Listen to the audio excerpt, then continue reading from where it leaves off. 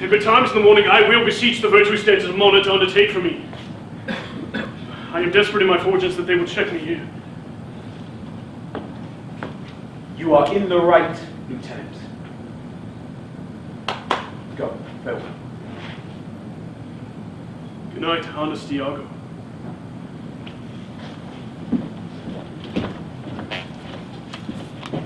And what are you? Let's say I play the villain. When this advice is free, I give an honest. For 'tis easy the inclining Desdemona to subdue in any honest suit. She's framed as fruitful as the free elements. And then for her to convince the more, his love is so infettered to her that she may make, unmake, do what she list with his weak function. How then am I a villain to counsel Cassio to this parallel course directly to his good? Divinity of hell, what devils do the blackest sins put on? They do suggest at first with heavenly shows, as I do now. For while this honest fool plies Desdemona to regain his place, and she for him pleads strongly to the more, I'll pour this pestilence into his ear, that she repeals him for her body's lust. Thus will I turn her virtue into pitch, and out of her own goodness make the net that shall enmesh them all. How now, Rodrigo?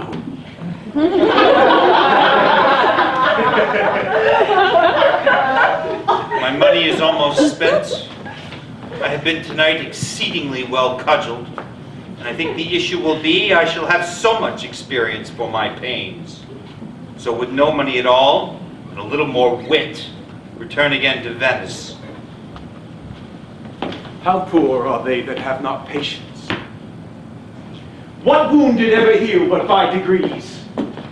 Thou knowest we work by wit and not by witchcraft, and wit depends on dilatory time.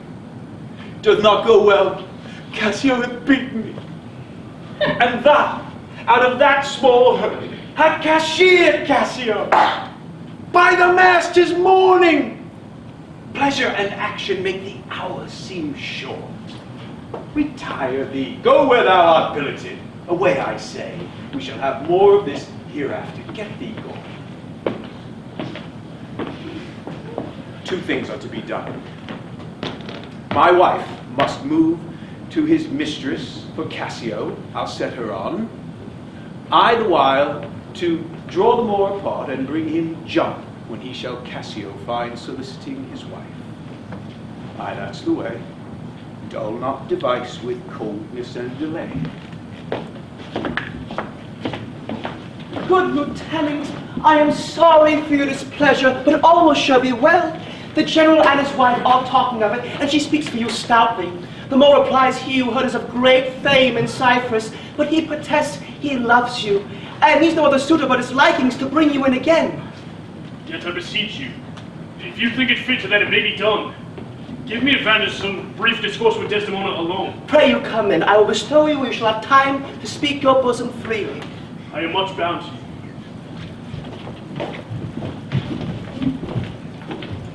These letters give to the pilot, and by him do my duty to the Senate.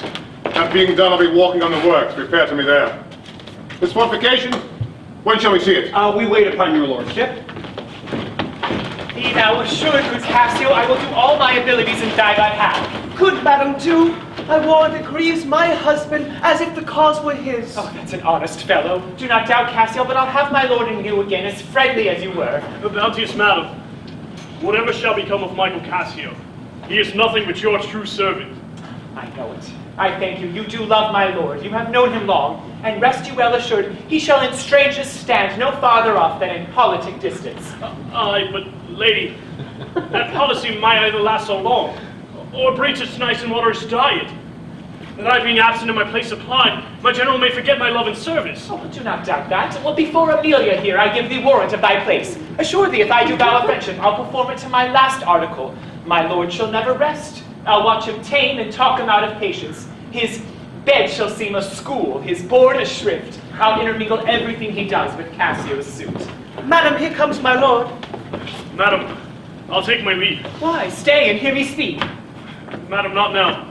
I am very ill at ease. Well, to your discretion. Huh.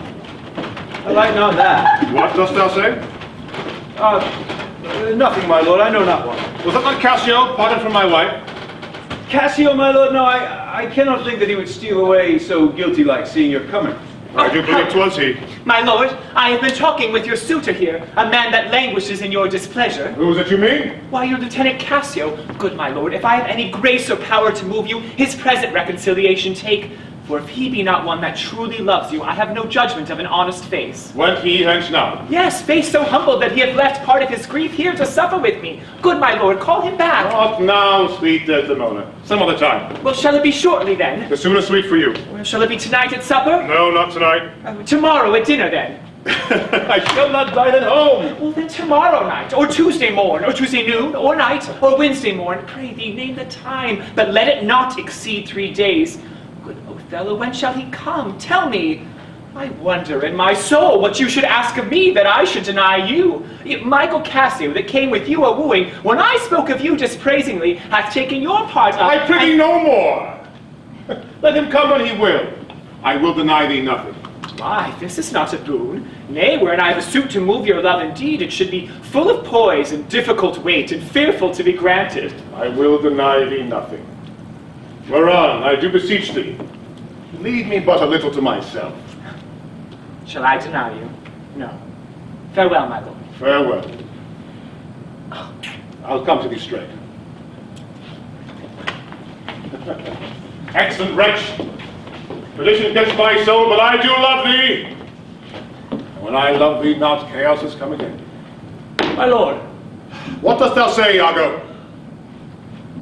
did Michael Cassio, when you wooed my lady, know of your love? He did from first to last. Why dost thou ask?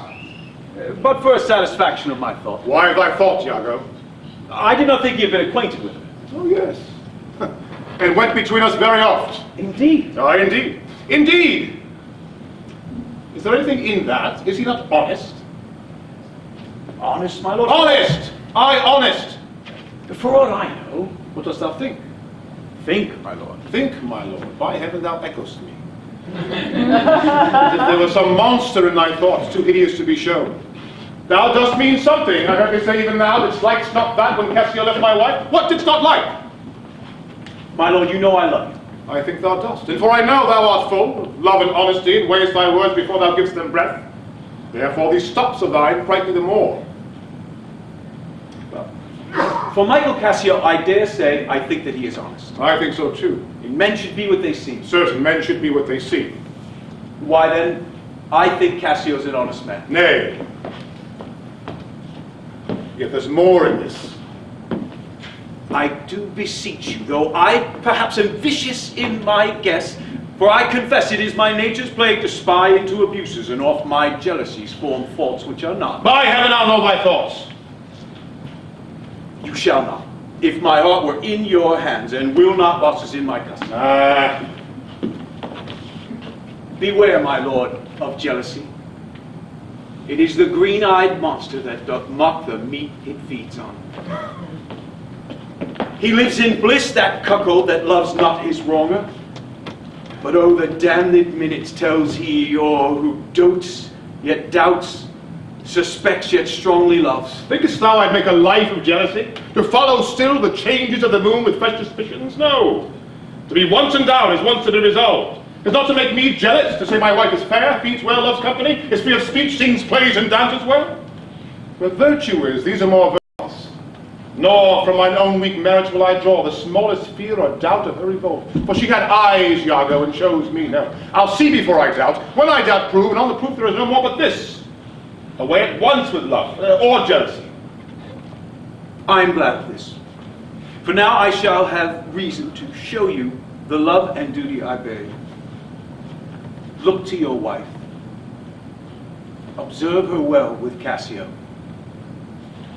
I would not have your free and noble nature out of self-bounty be abused. Look to it. Dost thou say so?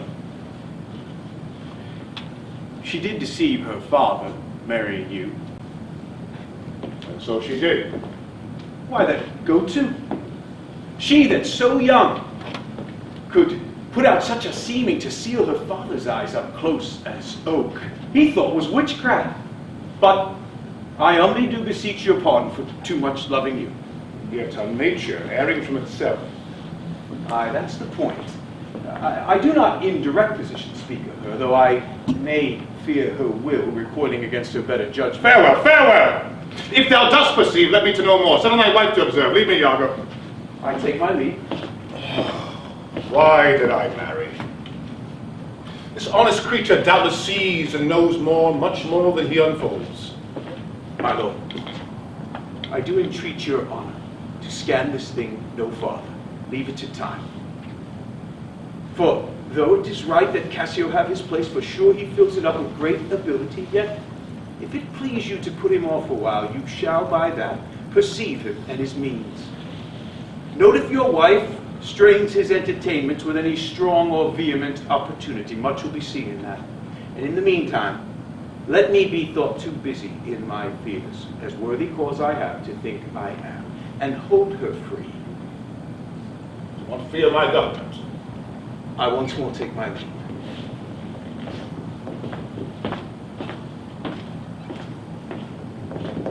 Iago is of exceeding honesty and knows all qualities of a learned spirit with human dealings. If I do prove her habit, though that my jesses were her dear heartstrings, I'd whistle her off down the wind to pray at fortune. Happily, for I am black, and have not those soft parts of conversation as chamberers have, or that I am declining into the vale of years. That's not much. Is she gone? Am I abused? Then my relief must be to loathe her. Oh, cursed marriage! We can call these delicate creatures ours and not their appetites. Where she comes. If she be false, I'll not believe it. Heaven mocks itself. I'll not believe it. How now, my dear Othello, your dinner and the generous islanders, by you so invited, do attend your presence. I am to blame. Why do you speak so faintly? Are you not well? I have a pain upon my forehead here. Oh, that's with watching. 'Twill away again. Here, let me but bind it hard, and all will be well. The napkin is too little. Let it alone. Come. I'll go in with you.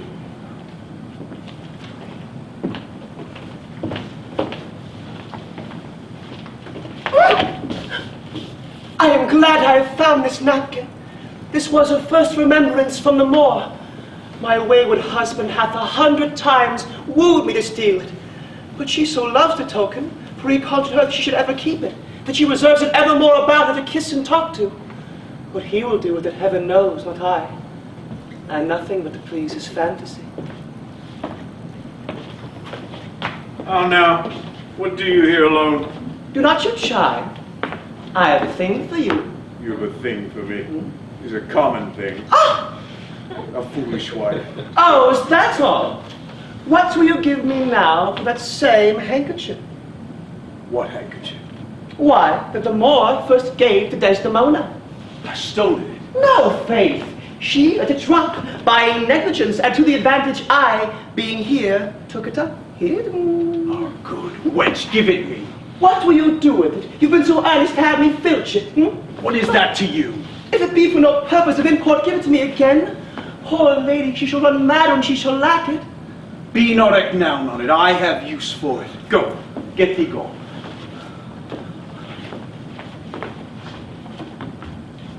I shall in Cassio's lodging lose this napkin, and let the Moor find it. Trifles light as air are to the jealous, confirmation strong as proofs of holy writ. False to me. How now, gentlemen? Avaunt! Be gone! Thou hast set me on a rack, I swear. 'Tis better to be much abused than but to know it a little.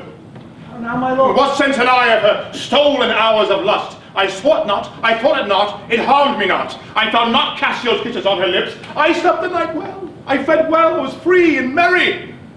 My lord. I have been happy. If the general crab piners and all had tasted her sweet body, so as long as I did not know it. But now, farewell the tranquil mind.